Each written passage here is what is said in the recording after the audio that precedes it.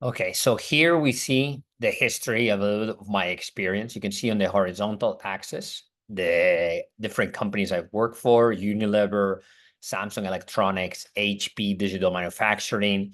Then from Fortune 100 or Fortune 200 companies into a small boutique BC in Taiwan.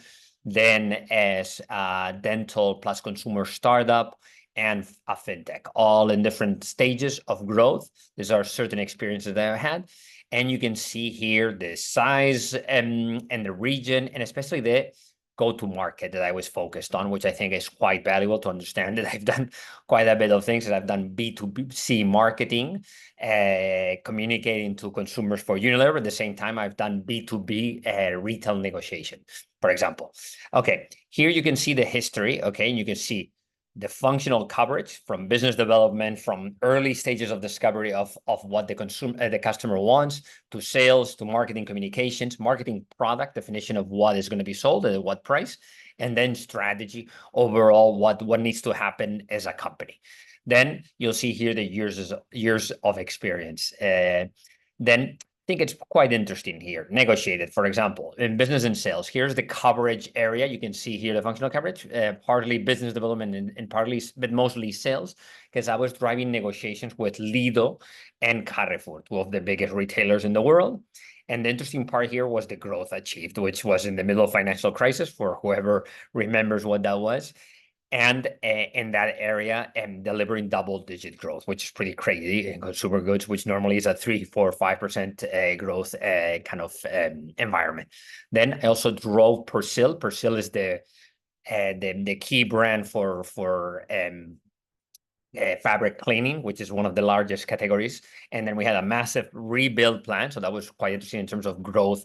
In this case, in the case of Carrefour and Lidl, I was working with accounts that had a lot of trouble. We had a lot of trouble operating with them in the past, and run new ways of doing stuff to drive growth.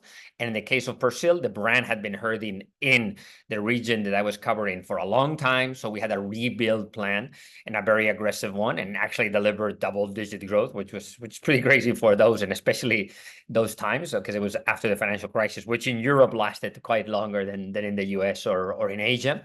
Then I moved after doing my MBA, and instead I worked in Samsung strategy, where I think the most interesting part was the B2B channel program. Samsung was very focused on B2C. I focused on enabling their B2B program and how to have different structures for growth. What conditions do you give? How do you operate with partners? How do you sell through others? Which is a thing that Samsung at the time, this is years ago, wasn't too good at.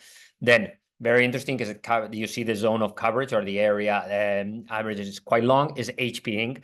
Why was it quite extensive? Because I started as the first employee for this business unit. This was an additional business unit set up in 2014.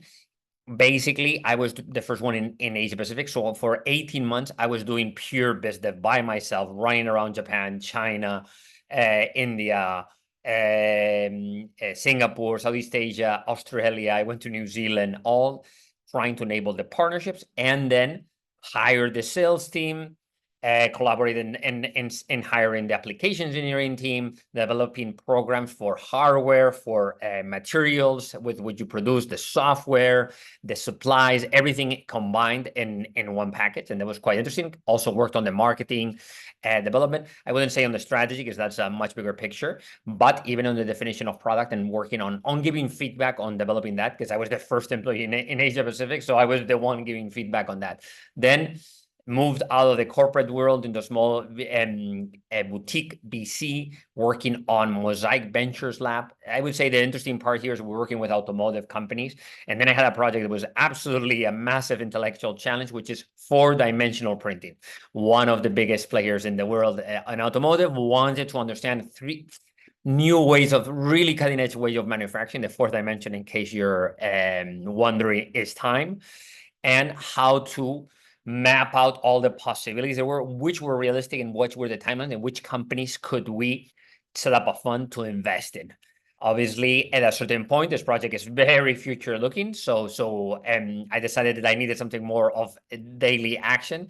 And luckily in Singapore, Xenium was rolling, and they needed someone to be their managing director for Singapore, Malaysia, and Indonesia, 3 very different countries. Also here, very large coverage, because there was business development in terms of working with partners and how to enable new partnerships with dentists and with other commercial partners. For example, for our consumer business, we had e-commerce, working with retailers, we had consumer products and dental products, and working with customer care, working with sales, working with marketing, develop our own campaigns, TV level campaigns that you also have some information in my webpage where you can check this out. And then very interesting in fintech, I got recruited by the person who's developing this new area of the financial services for Shopback, which was a marketing affiliates company that acquired Buy Now, Pay Later, wanted to develop a very interesting APAC marketing affiliates linked to financial services. So end to end from lead to conversion and even loyalty. So that was the game. And I worked especially on the business development, but the sales side, how to enable the next stage from their more immature kind of sales structure to a more scalable one. And then in product definition, because I was very connected to the strategy area, because my function was double expansion and strategy in terms of which products, which kind of financial services to offer in which countries and what was the strategy. So this is a little bit the history, and this is what you can see the whole picture in one, and should be quite helpful.